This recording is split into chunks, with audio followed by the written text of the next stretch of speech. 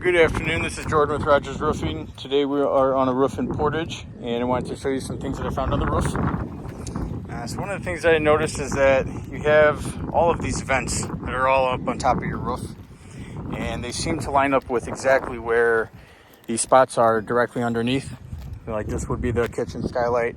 There's a leaking area right up here. There's another vent right here, and there's some more vents down at the other end. So these are new vents that were cut in.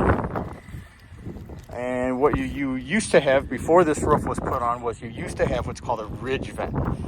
So the ridge vent is something that goes up on top here. So there's a hole that's underneath here where the vent goes on top, and this is actually where your attic's breathing out from. So one thing that you can tell is that when I step down here, it gets very flat. You could actually see where snow would sit here, and it would just get right underneath here. When the snow freezes, turns into ice, and it's going to expand and get under these shingles. So there needs to be a ridge vent on top of here, especially when you have a cathedral ceiling. The next issue that we found was these skylights. So these skylights are very, very old. They're made by Wasco, who's not even around anymore. Some of this flashing actually has a hole in it right here. So there is water that's getting in by the skylight. And this flashing is just made with rubber.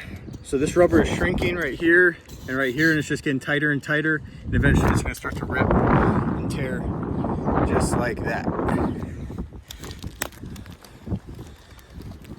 We also have another skylight over here. It's kind of doing the exact same thing.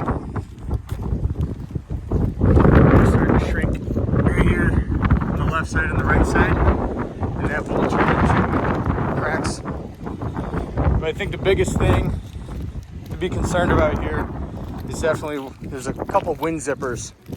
So wind zippers are when shingles aren't nailed properly, and these shingles, they're just lifting right up.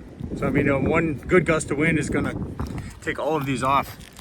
So none of these shingles, they're not nailed properly, they're not sealed properly, and wind's just getting underneath here. So if you have a good wind-driven rain, there's rainwater that's getting underneath here. So that's just one of the areas that we found.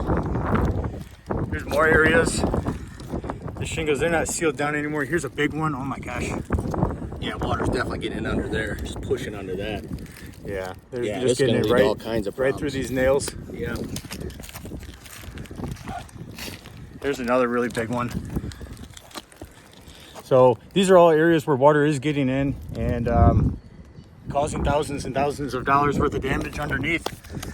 And so we will get some affordable options put together here for you, and we will see you here in a minute. Let's get this taken care of today.